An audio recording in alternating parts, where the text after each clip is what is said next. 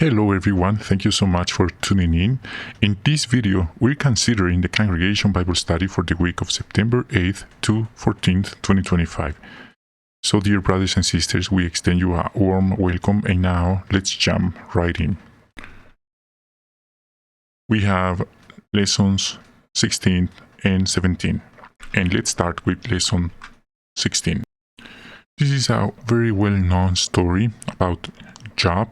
Who was Job? You remember the example of Job, the land of Uz. There lived a man who worshipped Jehovah. His name was Job. He was a very rich man with a large family.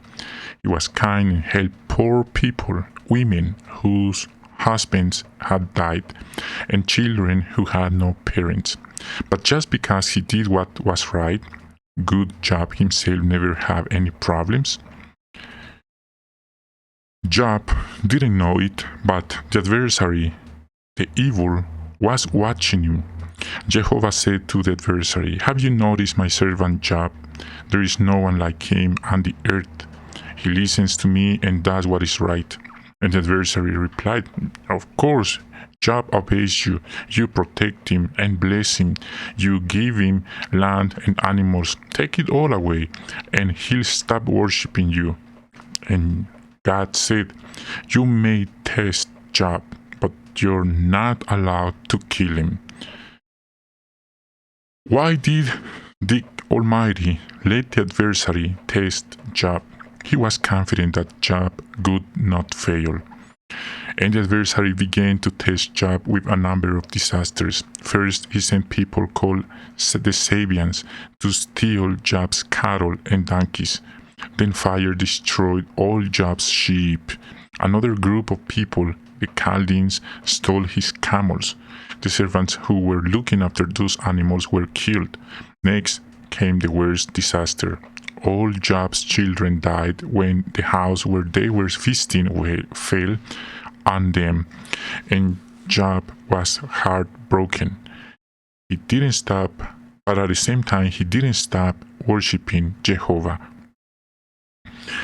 But the adversary wanted to Job suffer even more, so he caused sores to break out all over Job's body. Job was in a terrible pain. He didn't know why all these things were happening to him. Yet Job still worshipped Jehovah. Jehovah saw all this, and he was very pleased with Job. Then the adversary sent 3 men to test Job. Job thought they were his friends, but not at all.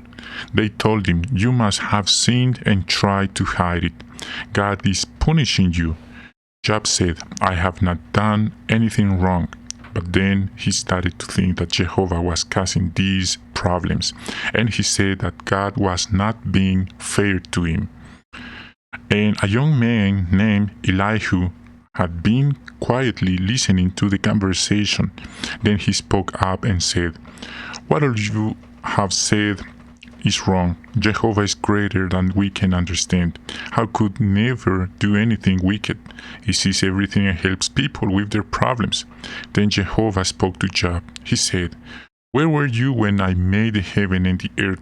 Why do you say that I'm not fair? You speak, but you don't know why things happen." Job admitted his mistake and said, "I was wrong. I had heard about you, but now I really know you. Nothing is impossible for you. I'm sorry for what I said." Okay, friends, let's consider some of the questions. What does this account teach us about Jehovah? His confidence in his servants. Jehovah had no doubts about Job's integrity. By pointing him out of the adversary, he demonstrated that he knows the hearts of his servants, but fully trusts those who are loyal to him. His sovereignty and control. Jehovah has absolute control over what he allows to happen to his servants. He set limits for the adversary. "I forbid you to kill him," showing that nothing escapes his authority. Job's trials were not due to God's whim, but he allowed a test that could result in a powerful testimony of loyalty. Jehovah's mercy and goodness. Jehovah didn't abandon Job. In the end, he generously rewarded him for his faithfulness, giving him twice as much as he had before. And this shows that Jehovah is interested in us and values our loyalty immensely, especially during times of trial. He's not the source of evil. The story makes it clear that it was the adversary, not Jehovah, who directly caused Job's suffering. Jehovah allows wickedness for a time, but he's never its origin. Jehovah always has a reason for what he allows, even if we, in our limitations, don't always understand it. What practical lessons can we learn from this account? Loyalty to Jehovah doesn't depend on circumstances. True worship is not based on what we get in return. Job worshiped God in prosperity and in total ruin, teaching us that our devotion must be unconditional. The importance of endurance. Life is not free of problems, even for good and faithful people or servants. The key is not to avoid trials, but to endure faithfully, trusting that Jehovah is in control and will strengthen us. Now, another practical lesson and very essential, if we think for a moment, be careful about judging others. Job's 3 friends wrongly judged that his sufferings were a direct punishment from Jehovah for sacred sin, and this teaches us not to jump to conclusions about why someone is going through a difficulty. Accept correction with humility. Job, despite his integrity, made the mistake of questioning God's justice. However, when Jehovah corrected him, Job was humble enough to recognize his error and make things right. I was wrong. Please forgive me. How this information could be applied in the family. Facing financial problems or illness, we can use Job's example to encourage one another to maintain faith and family unity, remembering that Jehovah sees our situation and is in control. For teaching children, parents can use this story to teach their children that being good doesn't shield them from problems, but Jehovah will help them overcome them. Focusing on Job's loyalty even when he lost his children can be very moving. Facing the loss of a loved one.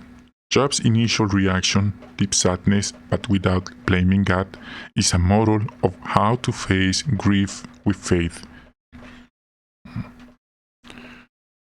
How this information could be applied in the congregation. Comfort those who suffer. Instead of imitating Job's comforters, false comforters, who accused him, we should imitate Elihu, who defended God's justice and offered comfort based on truth. Our role is to support, not to judge. Foster endurance. By recounting Job's experience, we can encourage brothers who are going through prolonged trials, chronic illness, depression, persecution, not to give up. And in the preaching work, answer the question, why does God allow suffering? What's your opinion? The account of Job is a perfect tool to explain that suffering doesn't come from God, but he allows it to exist temporarily to resolve a universal accusation about the loyalty of his servants. Teach about God's character. We can use it to show that Jehovah is a God of love and justice who trusts his servants and rewards them. Encourage people who are going through difficulties. We can share James 5:11 and show how Job's experience ends with hope and blessing, encouraging the person to draw close to a God who cares for them. Now, lesson 17, a different story. This is Moses' story. In Egypt, Jacob's family became known as Israelites. After Jacob and Joseph died, a new Pharaoh began to rule. He was afraid that the Israelites were becoming more powerful than the Egyptians, so this Pharaoh made the Israelites slaves. He forced them to make bricks and to work very hard in the fields. But the more the Egyptians forced them to work hard, the more the Israelites grew in number. Because Pharaoh didn't like that, he commanded that all they should supreme all the new ones. Can you imagine how scared the Israelites must have been? An Israelite woman named Jochebed had a beautiful baby boy. To protect him, she put him in a basket and hid it in the reeds of the Nile River. The baby's sister, Miriam, stayed nearby to see what would happen. Pharaoh's daughter came to bathe in the river and saw the basket. Inside, she found a crying baby, and she felt sorry for him. Miriam asked, Should I go find a woman who can nurse the child for you?" When Pharaoh's daughter said yes, Miriam brought back her own mother, Jochebed. Pharaoh's daughter said to her, "Take this baby, nurse him for me, and I pay you." When the child grew older, Jochebed brought him to Pharaoh's daughter, who named him Moses and raised him as her own son. Moses grew up as a prince and could have anything he wanted. But Moses never forgot Jehovah. He knew that he was really an Israelite, not an Egyptian, and he chose to serve Jehovah. At the age of 40, Moses decided to help his people. When he saw an Egyptian beating an Israelite slave, Moses hit the Egyptian so hard that he died. Moses hid the body in the sand. When the Pharaoh found out, he tried to supreme Moses. But Moses ran away to the land of Midian. Jehovah took care of him there. Some of the questions: what does this account teach us about Jehovah? Jehovah is a God who hears and sees oppression. Although not directly mentioned in this fragment, the full context shows that Jehovah was aware of his people suffering in Egypt. He's not a distant God. He's moved by his people's pain. Jehovah protects and provides in unexpected ways. He used the compassion of Pharaoh's daughter, the shrewdness of Jochebed, and the courage of Miriam to save the life of the future deliverer, Moses. This demonstrates that he can use any means, even people who don't know him, to fulfill his purposes. What practical lessons can we learn from this account? Jehovah values decision based on faith. Moses' decision to reject his Egyptian status was, in essence, an act of faith that Jehovah saw and approved. Jehovah doesn't force loyalty. He rewards it when it's offered willingly. Jehovah is patient and gives a second chance. Although Moses acted impulsively by killing the Egyptian and had to flee, Jehovah didn't discard him. He protected him in Midian and prepared him during 40 years for a greater mission, an unthinkable and unexpected mission one. And this shows that Jehovah forgives mistakes and can use imperfect people who have their heart in the right place. What practical lessons can we learn? The importance of defining our identity. Moses knew who he really was, an Israelite, part of God's people. He didn't allow Egyptian wealth and power to confuse him. It teaches us to define ourselves first by our relationship with Jehovah, not by our possessions or social status or race. Choose what is right over what is comfortable. Moses made a conscious and difficult decision. He chose to be mistreated with the people of God rather than to enjoy temporarily the pleasures of sin. The lesson is that serving Jehovah sometimes requires sacrifices and stepping out of our comfort zone. How this information could be applied in the family. Teach children to make courageous decisions. Parents can use Moses' example to teach their children to choose what is right, even in the face of peer pressure, even when it's the most difficult thing to do. Foster a spiritual identity. The family can talk about how, like Moses, we're part of a community, the congregation, and that defines our values and decisions about what this world dictates. Value the role of each member, highlight how every person in Moses' story played a crucial role. This encourages each family member to see how their efforts, big or small, contribute to the family's well-being. How this information could be applied in the congregation. Encourage young people. Moses was 4 years old when he made this crucial decision.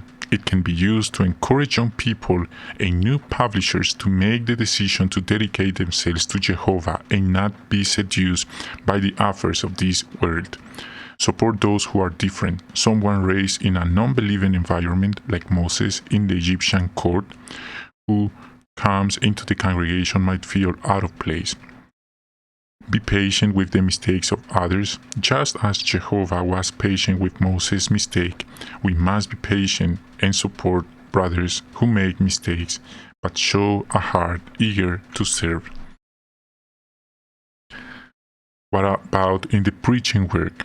It can be explained that, like Moses, Jehovah's Witnesses make a conscious and courageous decision based on conviction, not weakness. They choose a way of life that sometimes entails difficulties, but that has a purpose. This won't be the most popular style of life, and talk about hope, the account in the beginning of Israel's great deliverance. We can use it to show that Jehovah sees injustice in this world and has the purpose of delivering mankind, just as he did with his people in Egypt. Highlight the value of choices. When speaking with people facing important decisions, Moses can be used as an example of someone who evaluated his options and chose based on eternal, not temporary, values. Dear brothers and sisters, we're done for this video. Thank you so much for tuning in. We hope you have a wonderful day. Be safe and see you next time.